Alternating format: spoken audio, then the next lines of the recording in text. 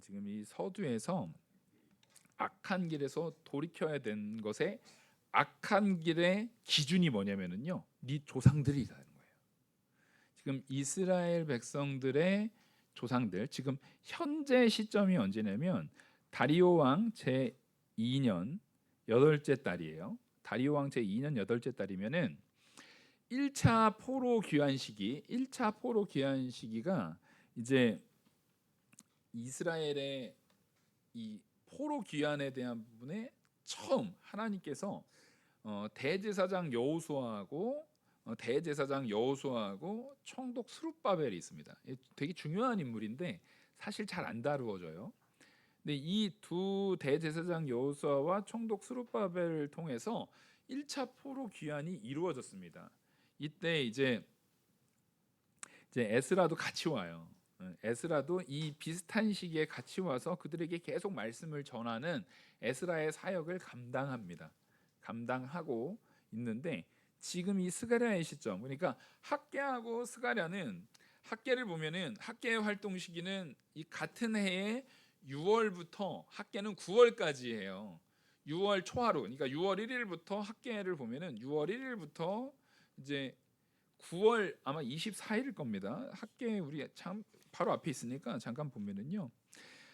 다리오 왕 제 2년 여섯째 달 곧 그 달 초하루, 그러니까 6월 1일이란 얘기예요. 6월 1일 날 하나님께서 학계한테 사역을 시작해 가지고 성전이 완공되는 시기가요. 9월 24일쯤에 이제 9월 24일 경에 완공이 돼요. 그러니까 사실상 6월부터 9월 24일이니까 한 3달하고 조금 더 지나는 거죠.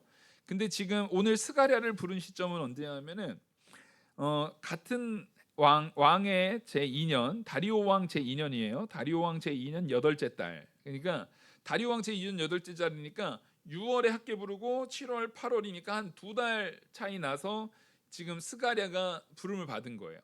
그래서 두 메시지가요. 빨리 성전을 건축하라는 메시지를 빨리 합니다. 성전이 건축되는 됨을 빨리 얘기를 합니다. 자, 여기에서 우리가 한동안 좀 오해되는 게 있었어요.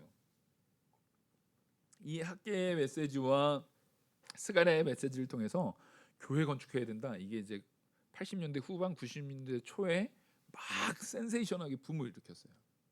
그래서 당시에 제일 많이 설교되던 말씀들이 보통 학계랑 막 스가랴 이런 거였어요.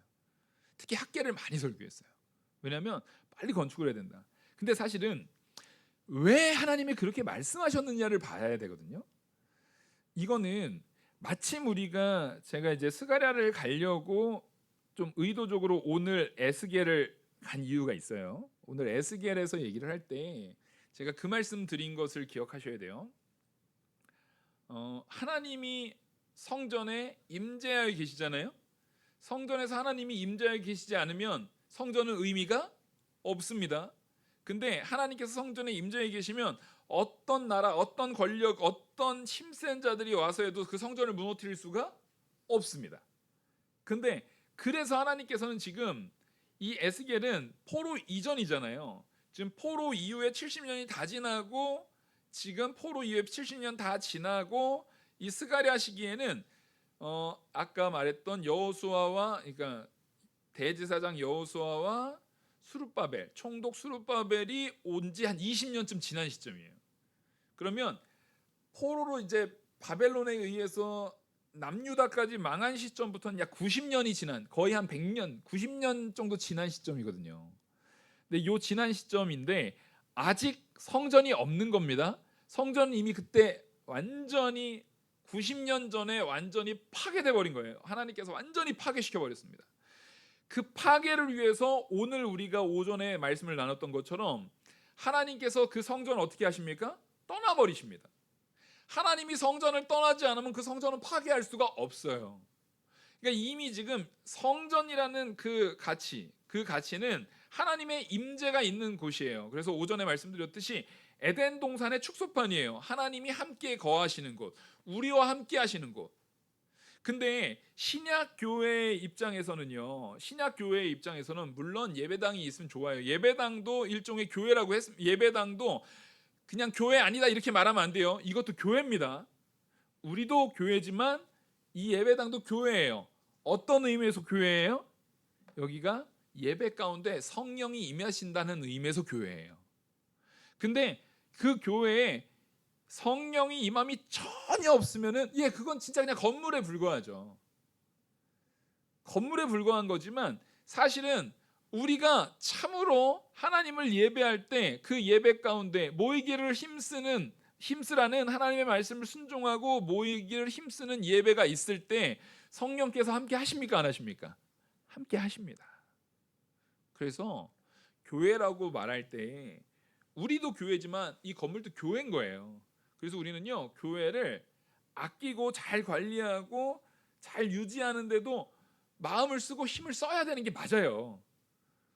제가 이거를 굳이 왜 말해야 되는지도 웃겨요. 사실은 이거 당연한 건데도 불구하고 일부 무교회주의자들이라든가 교회 건물을 극단적으로 비판하는 그런 사람들에 의해서 교회 자체가 무용론, 교회 무용론, 교회 건물 무용론, 교회에 모이는 것 자체가 무용론, 자꾸 무용하다 보니까 요즘에 그런 사람들이 갑자기 확 일어난 게 뭐예요? 코로나 때 인터넷으로 설교해 보더니 이제 맞아, 이게 참된 교회야. 이제 각자 다 집에서 인터넷으로 드리면 돼. 오히려 그거는 당연하게도 하나님 앞에 모이기를 힘쓰는 이 공간으로서 우리가 거룩하고 존귀하게, 그러니까 이 본당에서 예를 들어서 요즘에도 자주 연락 오거든요. 무슨 어디에서 무슨 뭐 설명회 하고 뭐 하는데 본당 거기 건물 좀 쓰면 안 될까요? 라고 할 때 안 됩니다. 그냥 저 위에 사무실 같은 데야 좀 이렇게 대화할 수 있어도 예배가 드려지는 이 공간은 적어도 우리가 이 공간을 활용해서 하나님 앞에 예배 드린 것 외에 다른 거는요, 저는 옳지 않다고 봐요. 혹시 여러분들 중에는 그게 저는 그게 괜찮은 것 같은데요 라고 생각할 수 있지만 분명히 말씀드리지만 그게 괜찮은 거 아니에요, 여러분. 적어도 장소가 뭐가 중요해요? 장소가 중요하다니까요.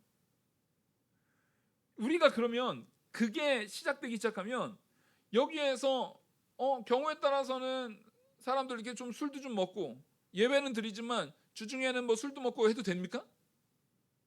지금 유럽에 그런 데가 있어요. 아까 말씀드렸듯이 그 예배당, 좋은 예배당을 누가 샀다 그랬어요? 술집들이 샀다 그랬잖아요. 근데 술집들 중에서는요, 그 원래 예배당으로 사용되던 공간이다 보니까 그런 공간의 한 귀퉁이를 예배 드릴 수 있는 그 처소 같은 데를 주일이면 교회한테 대여해 주는 곳이 많이 있어요. 그러면 주중에는 술집이었는데 주일날에 거기서 예배해요. 여러분, 그런 공간이 있으면 안 돼요. 그게 정상적으로 받아들여지시면 우리가 이상한 거예요. 그러면 워낙에 죄악된 사회에 우리가 절어버리다 보니까 죄가 죄인지 이상한 게 이상한 건지도 분별이 안 되는 거예요. 우리는 분명히 내가 거룩한 것과 같이 하나님 앞에 예배드리는 이 공간에 대한 거룩함을 분명히 세우셔야 되는 겁니다. 그래서 하나님의 임재가 있는 곳에 함부로 다른 어떠한 형태, 내 생각에 이거 괜찮은 것 같은데 라고 생각하는 것을 함부로 거기다가 투영시키면 안 돼요. 아까 우리가 에스겔에서 나눴지만 하나님께서 에스겔을 그 환상 가운데 싹 예루살렘의 성전으로 딱 인도해가지고 보여줬는데 그 사람들이 벽에다가 뭐예요? 하나님이 새긴 우상 만들지 말라니까 벽에다가 우상을 그려요. 거기다가 섬기고 있단 말이에요. 이들이 거기다가 바벨론의 신, 애굽의 신 이런 것들을 다 해놓고 거기서 제사를 지내고 있단 말이에요. 여러분, 하나님께서는 그런 것을 더럽다라고 하십니다. 그래서 내가 도저히 더러워서 여기 있을 수 없다라고 해서 에스겔에서 하나님께서 떠나시는 장면이 나오는 거예요. 에스겔 10장에서. 근데 그 떠나셨던 하나님께서 지금 오늘 제목이 뭡니까? 한번 같이 읽겠습니다. 시작. 여호와께 돌아오라. 아멘. 여호와께 돌아오라. 여호와께 돌아오라. 그러면 여호와께 돌아오라는 게 왜 중요하냐면 그러면 누가 오신다고요? 여호와 하나님이 오시겠다는 거예요. 지금 스가랴의 제일 중요한 이 전체적인 주제가 뭐냐면요, 하나님께 다가올 하나님의 나라를 가리키면서 하나님께서 우리에게 돌아오신다라는 걸 얘기하는 거예요. 근데 아까 말씀드렸듯이 하나님이 성전을 떠나시니까 이스라엘이 망했어요. 그러면 이스라엘에게 하나님이 다시 임재하시려면 뭐가 있어야 되는 거예요? 성전이 있어야 되는 거예요. 아니 그럼 요즘 신약 시대에도 목사님 우리도 성전 지어야 되는, 우리가 성전이라고요. 성전이 우리가 모이는 이 공간에 하나님의 임재가 있다고요. 우리 개개인에게 성령 하나님의 임재가 있고, 임재가 있는 우리 성도들이 모인 이 공간에, 이 예배하는 이 예배당 안에 임재가 있어서 이것이 나도 교회고 이 공간도 교회가 되는. 그래서 교회는요 이중적 의미예요. 개인도 교회고 이 건물도 교회입니다. 근데 좀 안타까운 건, 물론 이거는 잘못됐다라고 볼 수는 없어요. 잘못됐다고 볼 수 없는데, 되도록이면 교회 건물이 교회 예배만 딱 교회 건물을 통해서 무슨 돈을 벌고 이런 개념보다는 교회 건물은 교회 예배를 통해서만 쓰여지는 게 베스트입니다. 제일 좋은 거예요.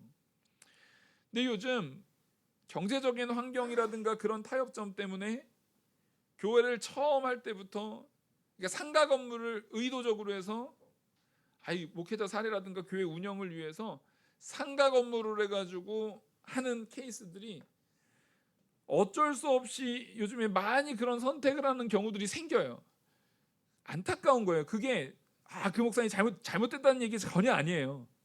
그런 안타까운 현실들이 요즘 오고 있단 말이에요. 그러니까 사실은 지금 우리가 살고 있는 이 사회 자체가, 사실은 거룩을 추구하기에 쉽지 않은 사회인 게 분명해요. 거룩을 추구하기가 쉽지가 않은 사회. 왜냐하면 거룩을 추구하려고 해도 일정 부분의 돈의 역할이 교회 안에서도 계속 있습니까, 없습니까? 있어요. 돈 하나도 없으면 목회 너무 힘들어요, 여러분.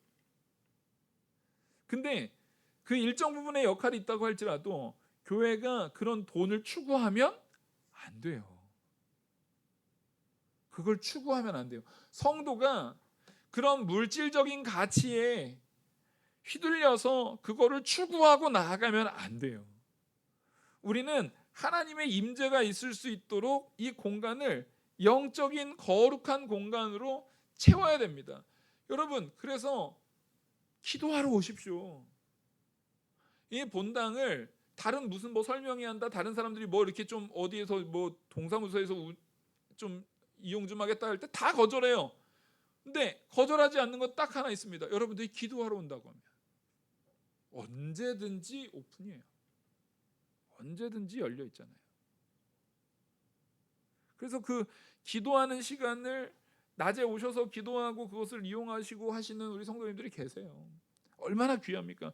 그리고 우리는 매일 새벽을 열잖아요. 매일 새벽의 시작을 하나님께서 우리에게 주신 이 영화교회라는 이 귀중한 건물을 하나님 앞에 매일 새벽 예배드리는 공간으로 쓰잖아요. 그게 바로요, 하나님께 돌아가는 것이고 하나님의 임재가 있는 거예요. 우리가 기도하는 곳에 하나님께서 계십니까, 안 계십니까? 계십니다. 우리가 예배하는 곳에 하나님께서 계십니까, 안 계십니까? 계십니다. 저는 그런 의미에서 참 감사한 건, 적어도 우리 교회가 하루도 쉬지 않고 이 예배당이 적어도 하루에 한 번이라도 꼭 예배에 쓰임 받고 있다라는 거, 이게 너무 귀중한 거예요. 하루에 1시간이라도 꼭 예배와 기도 이상, 1시간 이상을 꼭 예배와 기도로 쓰임 받고 있다라는 것이 얼마나 귀중한지 몰라요. 그걸 위해서 성전이 있어야 되는 거예요.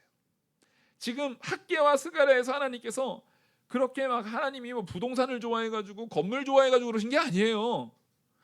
너희들이 나에게 전심으로 돌아오면, 이 스룹바벨과 여호수아가 왔어요. 스룹바벨과 여호수아가 20년 전에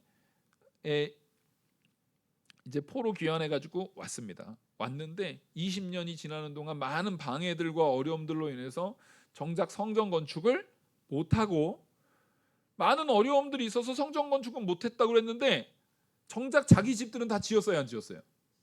자기 집들은 다 짓고 살고 있는 거예요. 20년이란 시간 동안 이 핑계 저 핑계, 이것도 어렵고 저것도 어렵고 해가지고 성전 건축은 못했는데 그 많은 사람들이 자기 집은 다 지었더라는 거예요. 그걸 가지고 누가 책망하냐면 학개가 책망하는 거예요. 학개가 책망하는 거예요.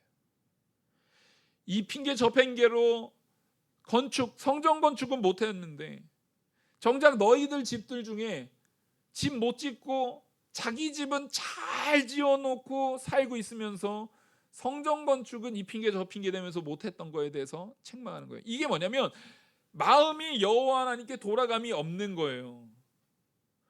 여호와 하나님 앞에 마음이 돌아가야 되는데 돌아가려면 내가 하나님의 임재가 있기를 소망해야 되거든요. 하나님이 오시기를 갈망해야 되는데 성전을 건축하지 않는다는 얘기는 하나님이 오시는 것에 관심이 없다는 거예요. 그게 바로 이스라엘이 망할 때 아까 우리 오전에 나눴던 에스겔 시절의 사람들의 상태가 어땠습니까? 하나님의 임재에 관심이 없어요. 하나님이 오거나 말거나 우리 삶에 하나님의 영향에 관심이 없어요. 그러니까 결국 망하고 나서 포로기환하고 20년이 지난, 그러니까 망하던 시점에서 90년이나 지나서 하나님의 은혜로 돌아왔는데도 불구하고 여전히 똑같은 상황. 우리 모두는 다 하나님 앞에 은혜 받은 날이 있어요. 하나님을 처음 만나고 첫 신앙을 가지고 그 처음 만날 때 우리는 기쁨의 경험만 있는 것이 아니라 그동안에 내가 어떤 죄인이었는지를 깨닫는 역사가 또 있죠.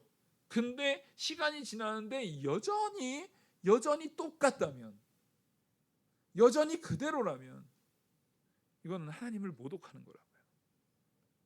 하나님을 멸시하는 거예요. 그래서 이 스가랴는요, 바벨론 파괴 예루살렘 성과 성전의 재건을 먼저 70년 전에 하나님께서 파괴하셨던 성전과 또 성벽을 건축하는 일까지 연장선에 있습니다. 그것까지도 연결되어 있어요. 학계는 딱 3달 기록만 끝나고 3달 기록만 딱 하고 2장에서 끝나요. 근데 스가랴는 그 이후로 한 꽤 긴 시간 동안의 내용을 다루고 있어요. 시작점은 같지만.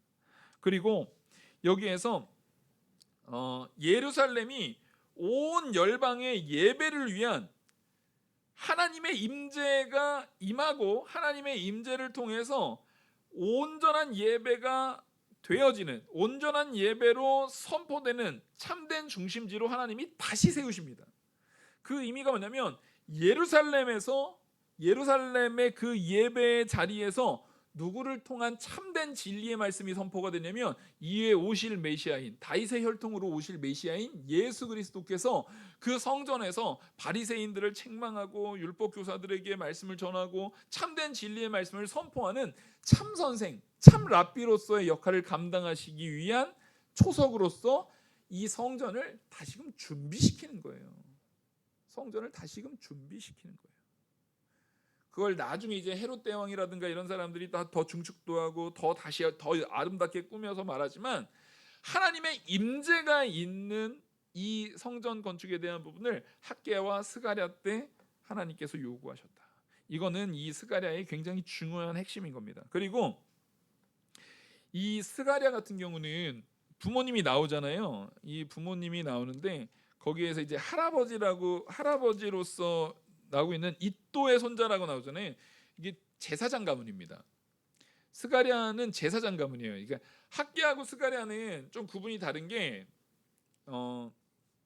스가랴는 포로로 잡혀갔다가 돌아온 사람이에요.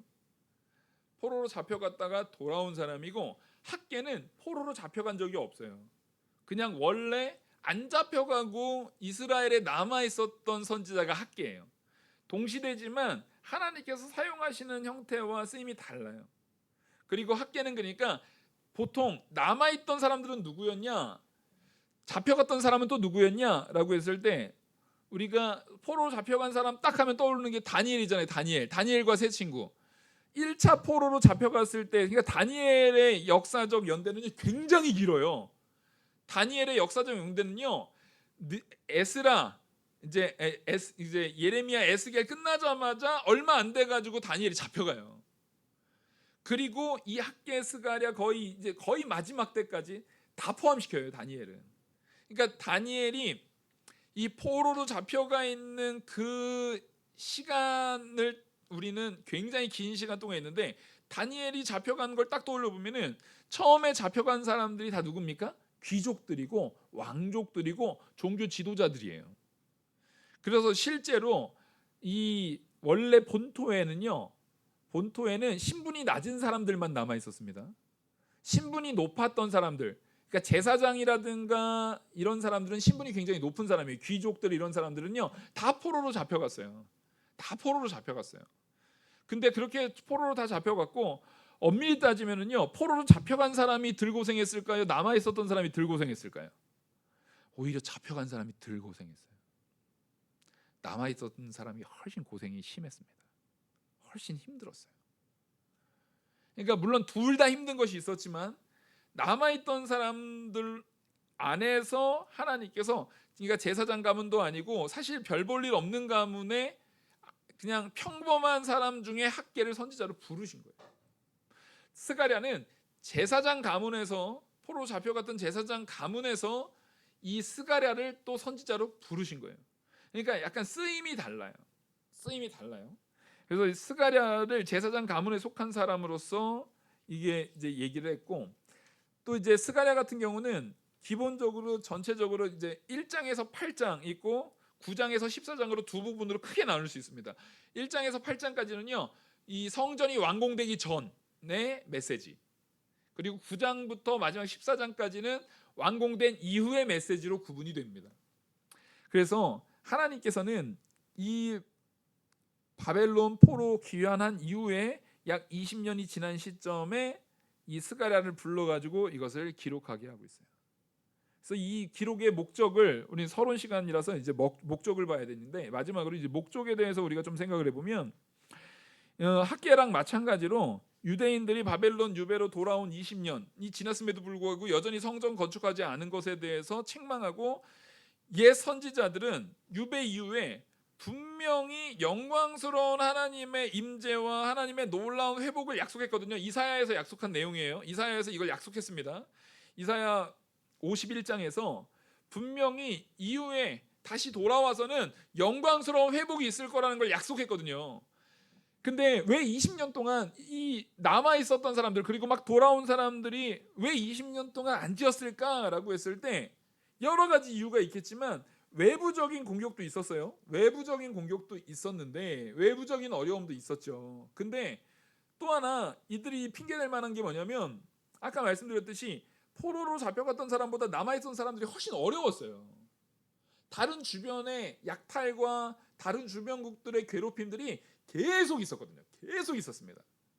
그러다 보니까 그 어려운 상황 가운데에서 이제 보통 귀족들이 갔잖아요. 귀족들이 갔고 귀족들이 거기에서 다니엘이나 뭐 스룹바벨이나 여호수아 이런 사람들은 거기에서도 가난하게 살지 않았단 말이에요. 이스라엘 백성이 다 가난하게 산 게 아니에요. 대부분 귀족들이 갔을 때 다니엘도 굉장히 대우받아서 살았고 가난하지 않게 살았던 사람들이 많아요. 그 사람들이 귀환할 때 또 여러 가지 재물 같은 걸 주고 왔단 말이에요. 그 재물 같은 걸 주고 온 걸 가지고 딱 돌아왔는데 와 보니까 아니 분명히 선지자 막 예언을 바라보면서 왔는데 따지고 보면은 지금 포로에서 귀환한 사람은 우리로 치면은 저기 미국 막 맨하탄 뉴욕 막 거기에서 막 살다가 거기에서 막 살다가 저기 베트남 거의 시골 깡촌에 너무 별 볼 일 없는 동네로 지금 간 거예요. 그래서 실제로 이스라엘 백성 가운데 포로 귀환하라고 할 때 대부분은 간다고 했겠습니까? 안 간다고 했겠습니까? 거의 안 간다 그랬어요. 1차 포로 귀환 때 간 사람들을 우리는 무시하면 돼요. 이 사람들은 도대체 게을러가지고 어떻게 20년이나 성전도 건축 안 해? 이렇게 말할 사람들이 아닌 게 1차 포로 귀환 때 자원에서 간 거거든요. 명령이 내려졌지만 꾸려지고 자원에서 갔단 말이에요. 1차 포로 귀환 때 간 사람들은요. 믿음이 대단한 사람들이었어요. 약속의 말씀을 바라보고 그거 바라보고 자기 거 지금 거기에 있는 게 자기 재산이 적지 않아요. 근데 그것을 다 포기하고 1차 포로기한테 돌아온 사람이 막상 왔더니 엉망인 거예요. 막상 왔더니 비참한 거예요. 근데 있었던 사람들의 입장에서 이 포로로 해서 귀환한 사람들을 보면은 저거 뭐야? 포로 잡혀갔다 온 사람들에서 환영의 메시지가 아니라 사실 경계했어요. 그리고 실제로 포로로 잡혀갔다가 돌아온 사람과 원래 본토에서 남아서 고생했던 사람들의 사이가 안 좋았습니다. 굉장히 다퉈요. 여기서도 굉장히 다퉈요. 왜냐하면 여기에는 그래도 이제 여기 동네 이장들이 있어요. 근데 여기 막 제사장이고 막 총독이고 막 이러니까, 자, 총독이면 전체를 총괄해야 되는데 귀족이랑 그 직분상 스룹바벨이 총독이 맞아요. 근데 원래 있었던 사람 입장에서는 스룹바벨이나 여호수아나 제사장이라고 해봤자 뭐야, 저 사람들 언제 봤다고, 우리가 여태까지 다 지켜놨는데 와가지고 총독이 남네 하면서 명령하는 게 꼴보기가 싫은 거예요. 그래서 사이가 안 좋았습니다. 그러니까 외부에서도 공격이 오죠. 서로 간에도 화합이 안 되죠. 그러면서 이 온 사람들이 다 자기 집 짓고 사는 거예요. 다 자기 집 짓고 사는데, 왜냐면 가지고 올 때 그때 당시에 이제 많은 재물들을 준 내용이 있잖아요. 그거 가지고 자기 집 짓고 살고 있으니까 책망하는 겁니다. 그러니까 사실은 지금 20년이 지난 이 시점의 상황이요, 총체적 난국의 상황이에요. 너무 영적인 가치보다 막상 와 보니까 은혜롭지도 않고 좋은 것도 하나도 없고, 그래서 정작 스가랴의 시대는요, 돌아와서 실망하고 진짜 막 환멸을 느끼고, 이게 뭐야, 여기서 뭘 해, 이런 깡촌이었으면 내가 안 왔지, 막 이런 상황인 거예요. 그래서 낙담하고, 또 그 안에서 자기가 마땅히 했어야 될 일, 스룹바벨이라든가 여호수아라든가 에스라 같은 경우는 말씀을 막 선포하는데 도저히 변화가 안 되고 도저히 나아짐이 없는 것에 대한 영적으로 깨어져 있는 사람들의 죄책감, 이런 것들이 막 혼재 있었던 아주 비참한 상황에 있었어요. 그때 스가랴를 통해서 하나님께서 하시는 메시지가 뭔 거예요? 여호와께 돌아와라. 너희들이 지금 상황이 왜 이런 줄 아니? 잘 생각해봐. 너희 조상 때에 왜 망했는지를 봐. 너희 조상 때 왜 망했니? 현실에 눈이 팔려가지고, 현실에만 목도해가지고, 현실에서 나 잘 먹고 잘 살 것만 생각하고, 현실의 것만 생각하다가 정작 영적인 것을 버리고, 하나님 사랑과 이웃 사랑을 버리고, 하나님의 말씀을 버리고, 현실의 목도에서 내게 밖에 챙기는 것만 하다가 너희들 망한 거 아니냐? 그래서 성전이 망가진 거 아니냐? 성전이 파괴된 거 아니냐? 하나님이 성전을 떠나신 거 아니냐?